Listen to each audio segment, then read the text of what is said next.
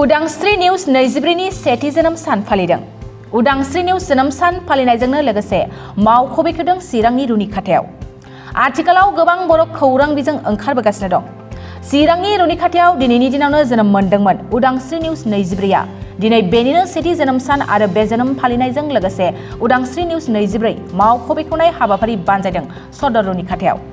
बे उदांस्रि निउज 23 नि मावख'नि फिथाखौ हास'नानै होयो बिटिआरनि मावफुं सोद्रोमा प्रमद बर'नि अएसडि लोगोसे आसाम फुटबल एस'सिएशननि गाहाय नेहाथारि डक्टर सांग्रां ब्रह्म लोगोसे मावख'नि दरजाखौ बेखेवना होयो दूरदर्शननि गागि खौरांगिरि आरो बे हाबाफारिनि गाहाय आलासि प्रीतम ब्रह्म चौधुरिया। बे हाबाफारियावनो बाहागो लाबावो एमएलए जयन्त बसुमतारी, सभाराम बरगयारी, फरायसालिमानि गोरायुं डक्टर बिजित ब्रह्म लोगोसे चिरां जिल्ला अल बड' डिजिटेल जार्नालिस्ट एस'सिएशननि आफादगिरि नेहाथारि आरो सोद्रोमाफोर लोगोसे गोबां आलासिफ्राबो बाहागो लायो। जोबोद गोजोननाय मोनदों दिनैहाय उदांस्रि निउज 24 बिनि मावख' दिनैहाय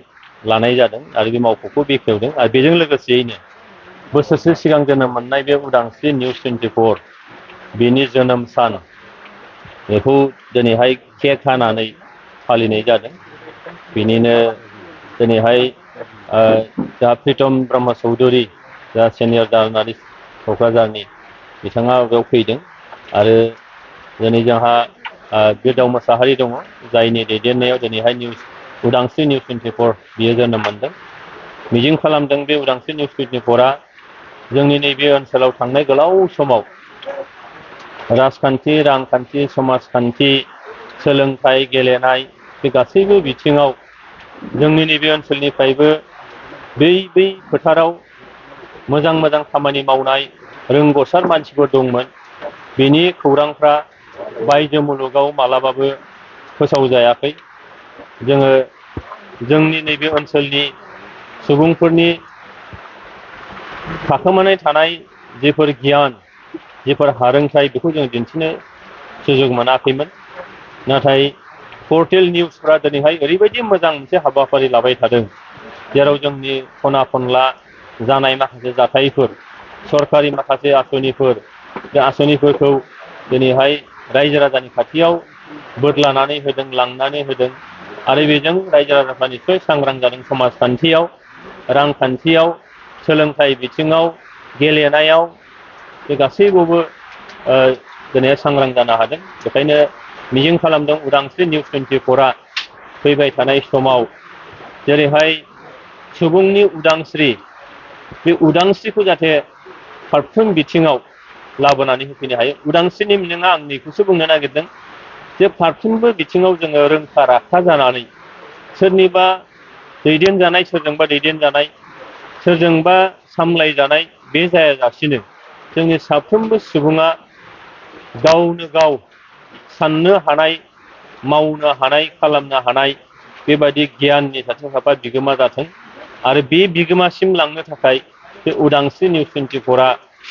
रायजो राजानो जाहाथे बेखिनि साननाय, बेखिनि सानस्रि, बेखिनि सान्थौखौ लाबोना होफैनो हागोन आं मिजिं खालामो। जे मोनसे निउज पर्टेल बिनि बोसोरसे जोनोम गायसन सान, दा दिनैहाय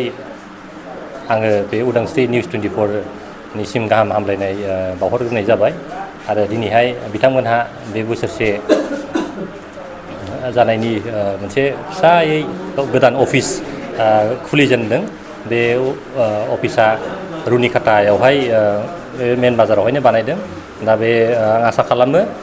बिथांमोननि जे बे निउसआ बे एरियानि ओनसोलनि माखासे जे अभाब अभिजोग, माखासे जे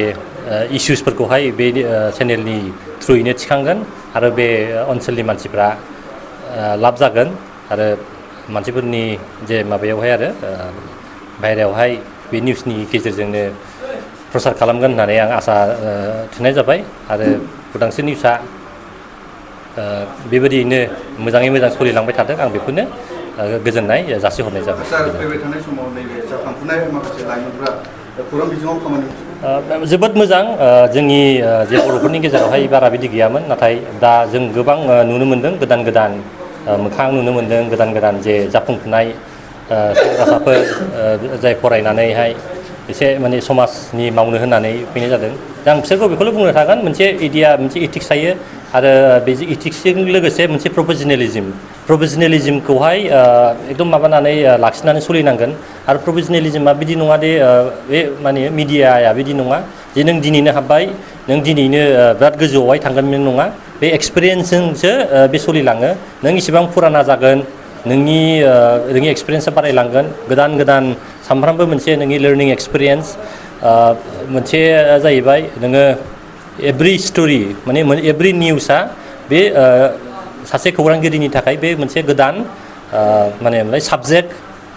गोदान बे एक्सपिरियेन्स आरो बेजोंनो जोङो बिराद सोलोंनो मोनो बिदि नङा जे जोङो माने फुराना जाबाय फुरानाया जोबोद सोलोंनांगौ बिदि नङा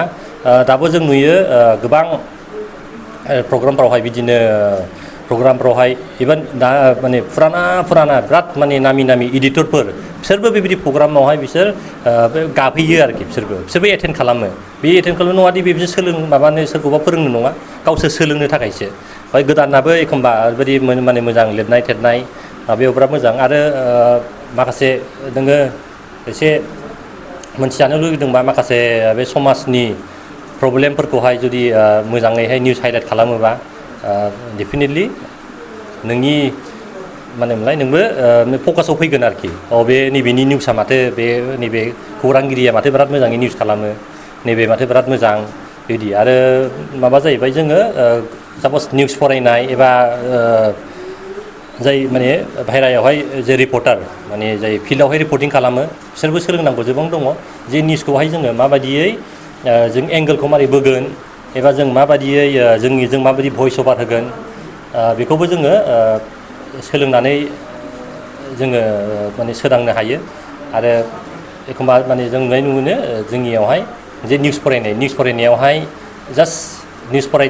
फरायलाङो नाथाय माखासे वार्डफोरखौहाय जोङो सोदोबफोरखौहाय माबायदि अबे समावहाय माबायदि गारनांगौ थ्र' खालामनांगौ अबे समावहाय अबे सोदोबखौहाय जों एसे लाखिनांगौ अबे सोदोबखौहाय एसे नरमै जों बुंनांगौ अबेखौ एसे खरायै बुंनांगौ बे जिनिसा जोंनि बे सोलोंनायसो आरो बिदि जों माखासे दा खालि बर'फोरनाव माने बर'फोरनिखौ आं बुंला जों एसामिस चेनेल एबा हिन्दीयावहाय जों बिराद नुनो मोनो ओरैबायदि हसि बुङो नाथाय आं सानोदि निउसखौहाय नों प्रेजेन्ट खालामनो थाखाय नों हसि बुंनांगौथ' माबा गैया दा जों सापट टेक फर एग्जाम्पल आं जेरावहाय दूरदर्शनावहाय आं निउस फरायो दूरदर्शननि निउसखौ जों नायोबा एखमबा माबा खालामो निउस फरायनाया ओरैबायदि सिम्पोलै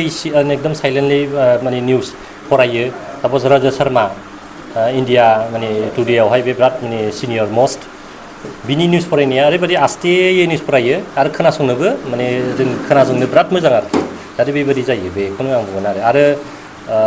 प्रफेसनेलिज्म हाबनोबा माखासे जुदि जों कर्स लानो हायोबा मोजां डेफिनेटलि बे साबसिन जायो आरोखि कर्स फरायोबा जार्नालिज्म दा जोंनि क'क्राझार गभर्नमेन्ट कलेजावहाय बे कर्स गोदान गायसनदों दा बहायबो लानो हागोन जोंनि ओनसोलावहाय आरो নমস্কাৰ থাকে আজিৰ বিশেষ কাৰণত ইয়াত উপস্থিত হ'বলৈ পাই অত্যন্ত সুখী হৈছোঁ কাৰণ আজি আমাৰ ৰুণিখাটাত চিৰাং জিলা অন্তৰ্গত ৰুণিখাটাত উদাংশ্ৰী 24 নামক যিটো পৰ্টেল নিউজ চলি আছিলে 4 আগষ্ট এক বছৰ আগতে এইটো শুভাৰম্ভণি হৈছিলে আৰু আজিৰ দিনাখন আমি এজ এ ফাউণ্ডেশ্যন ডে আৰু অফিচৰ যিটো ইনগৰেশ্যন আমি কৰিবলৈ পাইছোঁ আৰু আমাৰ মাজতে সমূহ কৰ্মকৰ্তাগণ আছে এই নিউজ 24ক বিশেষকৈ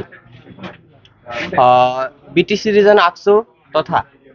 ৰুণিখাটাৰ এজন ব্যক্তি হিচাপে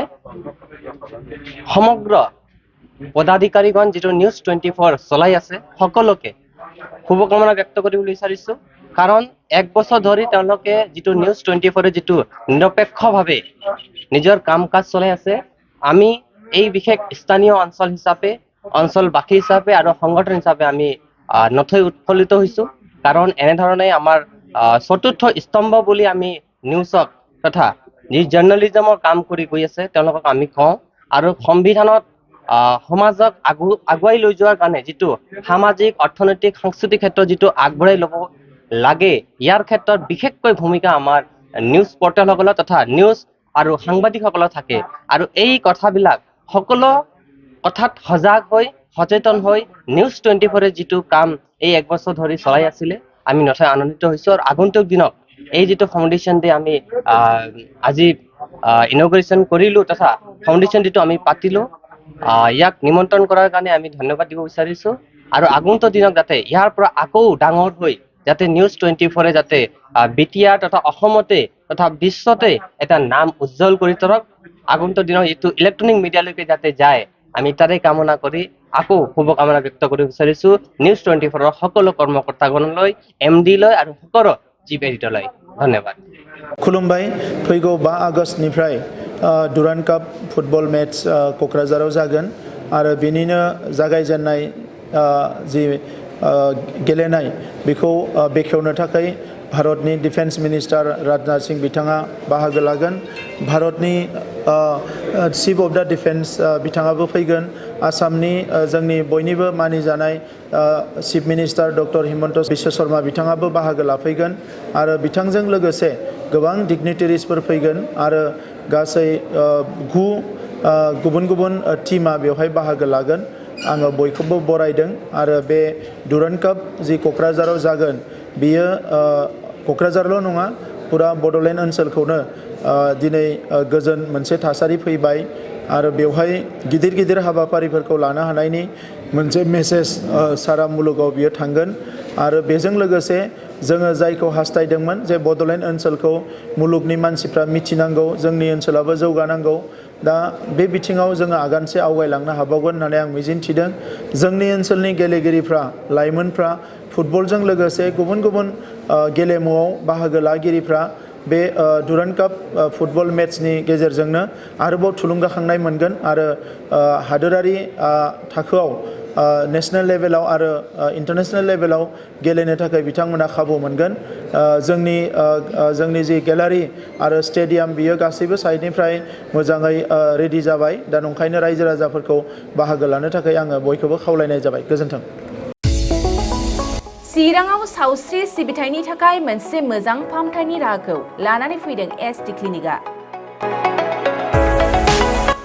आथिखालाव सुबुंनि देहायाव नुजाथिबाय थानाय डायबिटिस बेरामनि थाखाय मोजां फाहामथाय होयो SD क्लिनिकआ। चिरां जिल्लानि SBI काजलगाव ब्रान्चनि लांगोनायाव फसंनाय SD क्लिनिकआव डायबिटिस बेरामनि अनगायैबो फाहामथाय होबावगोन लिभारनि जेंना आरो माखासे सरासनस्रा बेमारफोर। बे SD क्लिनिकआव डायबिटिस बेरामनि फाहामथायखौ होगोन जर'खा फाहामगिरि डक्टर समिक देबा। नोंथांमोना फुं आरो मोनाबिलि समावबो बे क्लिनिकआव फाहामथाय लानो हागोन।